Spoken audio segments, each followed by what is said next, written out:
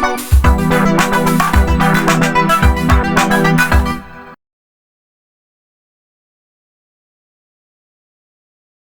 talk is supposed to be inspiring, it's supposed to give you hope, it's supposed to present an enticing picture of the endless potential of our generation.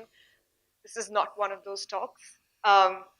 If you read the news at all, you already know that the world is a pretty terrible place around us right now. And if you think I'm here to impart any form of optimism, you would be sadly mistaken. In fact, over the course of the next 15 or so minutes, I'm going to take you through exactly how bad things are around us today. Then I will present you with something of, we'll play a little mind game. I'll let you engage with a small intellectual paradox at the end of which I hope that you will realize that things are much worse than you had previously imagined.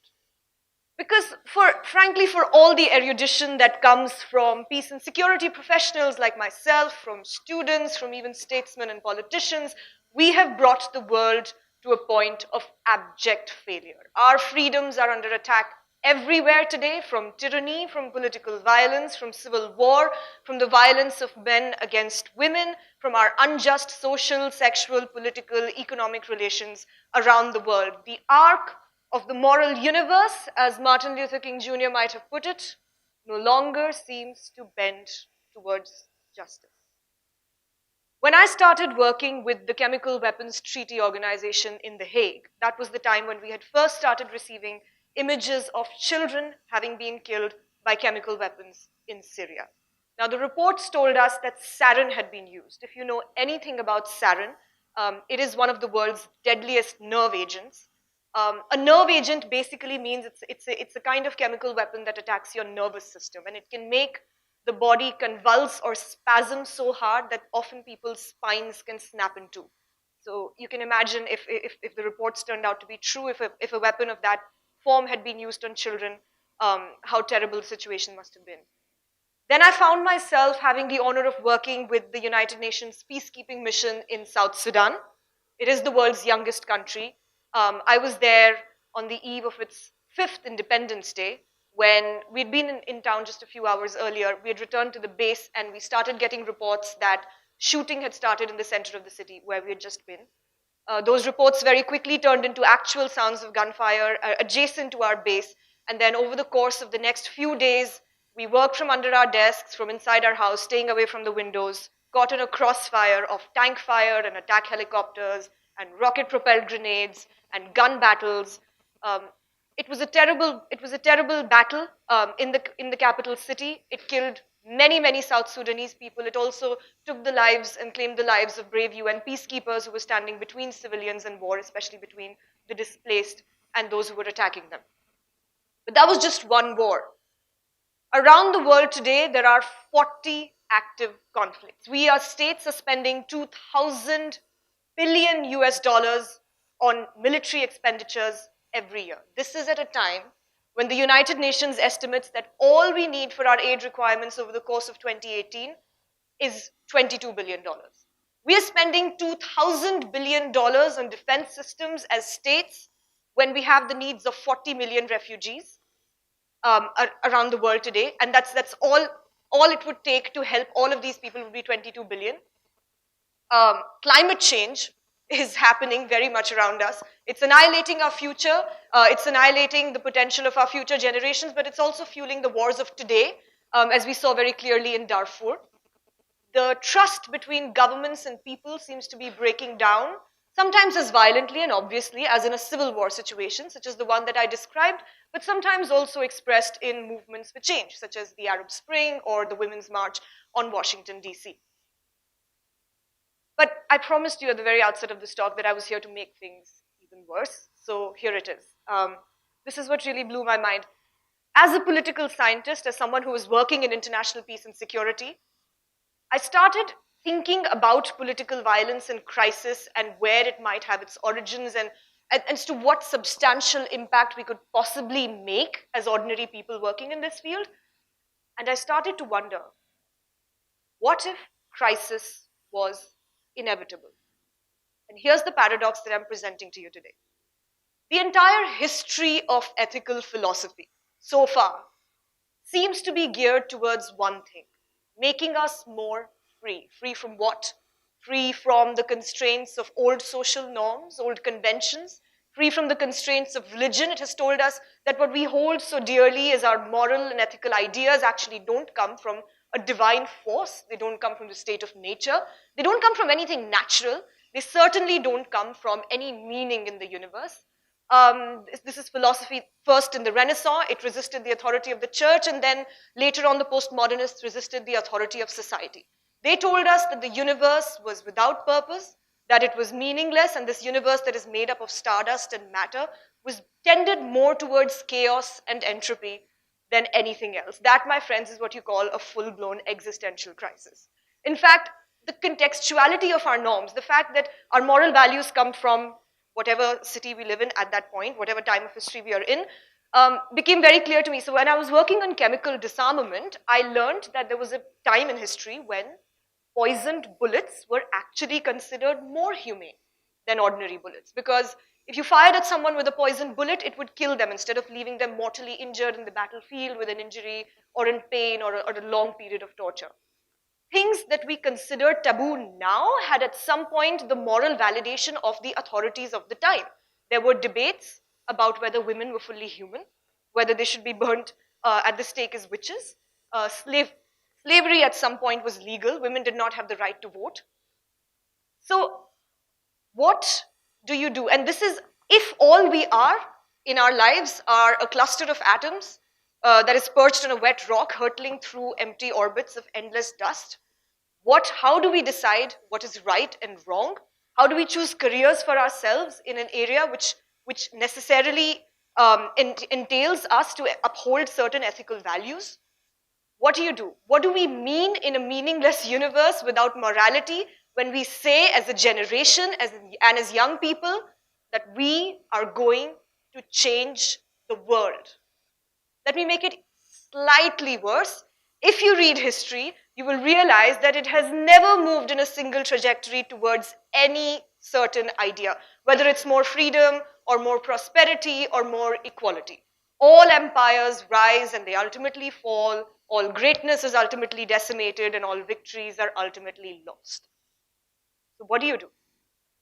What do I do as someone who works in United Nations offices where I have been mandated to uphold the charter of our collective security as states and as our rights as people? Here's what I do. I fight anyway. And that's for 3 reasons. Number 1, we fight for our own survival. Granted that our moral ideas and our values do not come from a divine force or from the state of nature or from the universe, but we need stable, fair, just, liberal governments and systems of ethics because we've seen what happens when the social contract breaks down. We've seen what happens in places like South Sudan. We see civil war happen, sexual violence happens, the threat of nuclear weapons looming large over our heads. Secondly, because we are responsible for this mess. Now, I told you at the very outset this was not going to be a moralizing talk. I'm not here to tell you that we should fight the good fight for our common humanity or what John Lennon would call the goodwill of our common man. None of those things. We should be responsible because we created this mess.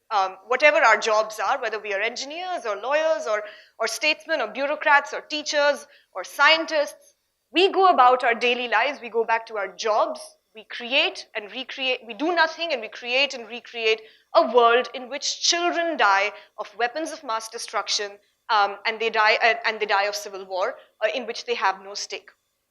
Let us be very clear that war is not a moral problem. The violations of our human rights are not a moral problem either. They emerge from unjust political and economic relations that we sustain either through our active involvement or through our silence. And thirdly, we fight as a generation because we can.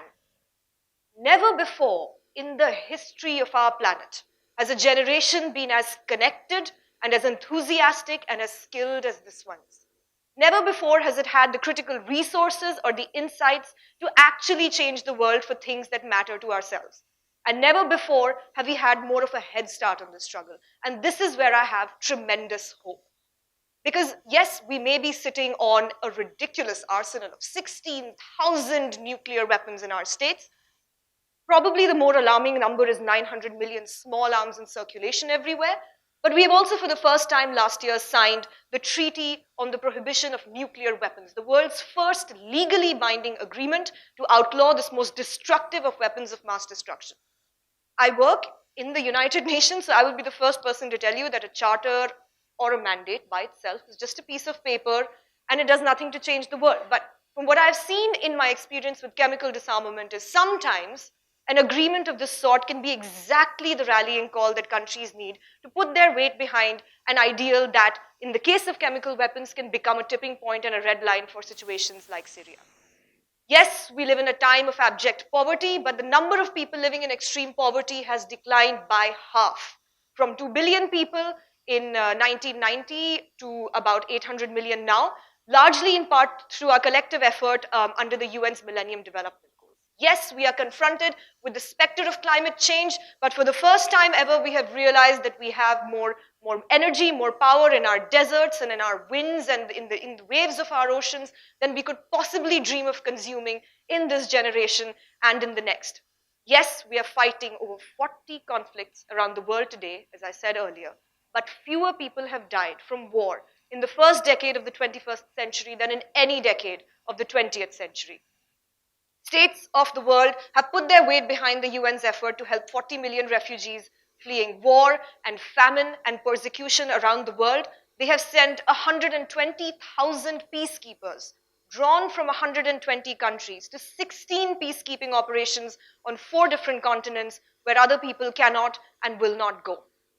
Yes, we have the shared pain of a movement like Me Too and this collective sense that we have all been victimized by sexual violence at some point in our lives, but also the universally cathartic relief that light has finally been shown on the dark crevasses and the dark rooms of long repressed and long unpunished injustice. Yes, we have more images of racism now, but we have more solidarity under movements like Black Lives Matter. Yes, we have more complicated conflicts, but we are having louder conversations.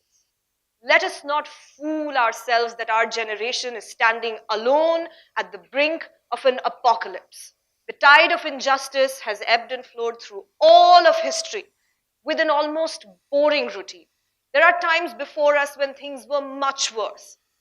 The generation that stood on the brink of World War II, that saw the Holocaust, probably had a much deeper sense of nihilist doom than we do now. They probably didn't call it an existential crisis, but you can imagine it was much worse than the one that we are having now. We are not alone in this fight. The struggle against it has never been easy. It looks more difficult now because we feel like all of our dearly held ideals, whether they were liberal worldviews or whether they were equality or whether they were ideas like racism that had become taboo at a certain point of time, it's more difficult to resist them now because somewhere along the lines things changed. But the fight for this worldview has always been difficult. It is not uniquely challenged now. It has always been contested. People have been jailed for standing up for human rights as long as jails have existed and prosecuted throughout the breadth of our world and through the length of our history. We currently have more resources than we have ever had to bring about a fundamental change for the things that we believe in. We need the struggle for our own survival. We need it because, frankly, hiding behind nihilistic complacency is actually an act of cowardice. And we need to stand up for the freedom of other people so that we ourselves can be free.